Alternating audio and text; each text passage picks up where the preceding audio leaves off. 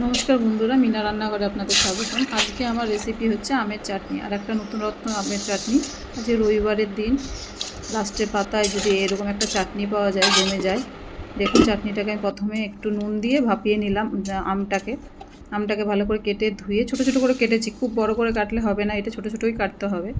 কেটে নিয়ে ভাপিয়ে নিলাম 1 চামচ নুন দিয়ে, জলটা ফেলে দিলাম। আবার কড়াইটাতে আপনার 1 বাটি চিনি জল দিয়ে আর 1 বাটি চিনি দিলাম।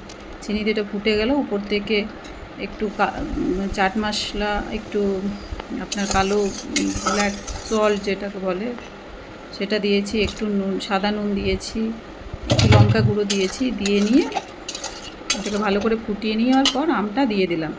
দিয়ে নিয়ে এটাকে স্লো করে ঢেকে রাখবো আমি, যাতে মিষ্টি ভাবটা আমের মধ্যে ঢুকে যায়। এরপর এদিকে একটা পুদিনাটা আমি ভালো করে ধুয়ে জল ঝরিয়ে রেখে ওটাকে পেস্ট করে, দেখুন আমের চাটনিটা হয়ে গেছে। আমি সিম করেই রেখেছি। নিয়ে ওই উপর থেকে পুদিনাটা দিয়ে হালকা কয়েক সেকেন্ডের মধ্যে ফুটবে আর বন্ধ করে দেবো।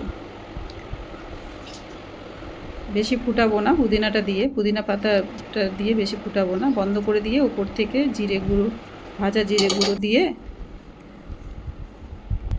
এখন আমার রেসিপিটা রেডি।